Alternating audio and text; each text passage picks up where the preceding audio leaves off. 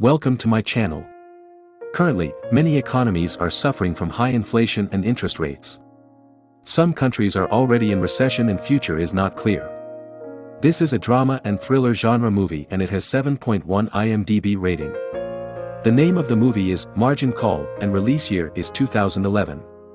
The film is about a respected financial company which is downsizing before the financial crisis 2008 occurs, and one of the victims is the risk management analyst, who was working on a model before he was fired.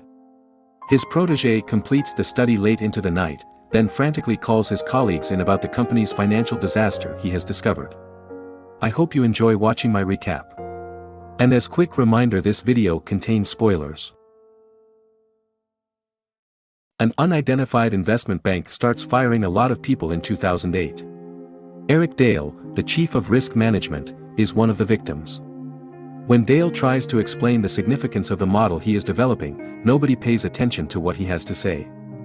As he leaves, he hands Peter Sullivan, a colleague in his office, a flash drive holding his work and warns him to be careful. Intrigued, Peter stays late at the office to finish Eric's model.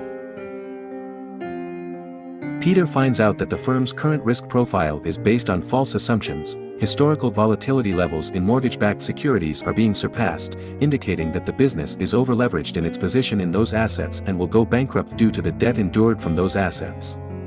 Peter has Seth Bregman rejoin him and the head of credit trading, Emerson, at their desk. After studying Peter's results, calls in his supervisor, Sam Rogers. The group of four tries in vain to reach Eric, but his business line has been disconnected. As Sam and Will alert the upper management of the corporation, Eric is being searched for by Peter and Seth. Division Director Jared Cohen, Chief Risk Management Officer Sarah Robertson, and other high-ups later agree with Peter's conclusions, so the company's CEO, John Told, is summoned to a meeting.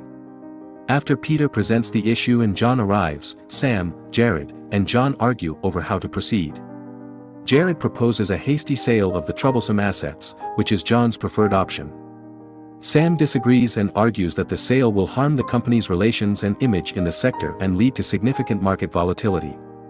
John insists that the danger and expense are justified by his determination to keep the company from filing for bankruptcy. Will learns through Eric's wife that he got back home after his encounter with John.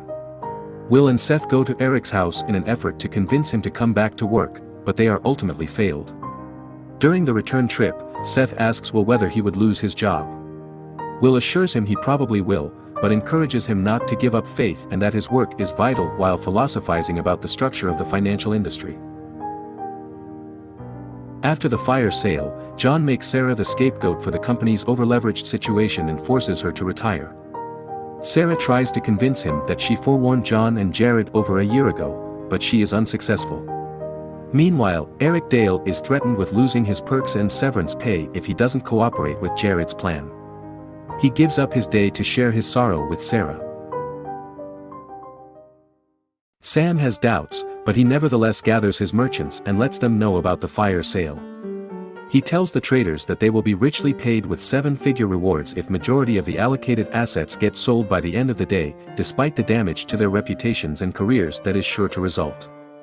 As trade continues, the company's counterparties become increasingly wary and finally angry. The company also suffers significant losses but is eventually able to unload most of its poor assets.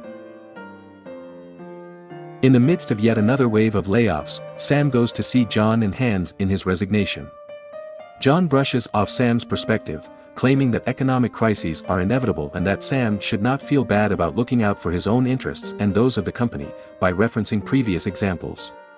Sam grudgingly agrees to John's request that he remain employed for another 2 years, claiming financial need. John also lets Sam know that he's promoting Peter. At the end of the movie, Sam puts his dead dog to rest in his ex-wife's front yard. She tells him that their son's company also lost a lot of money but managed to stay out of bankruptcy. That was recap of Margin Call. Thank you so much for watching the video. If you enjoyed the recap, please don't forget to hit like and subscribe to not miss videos like this.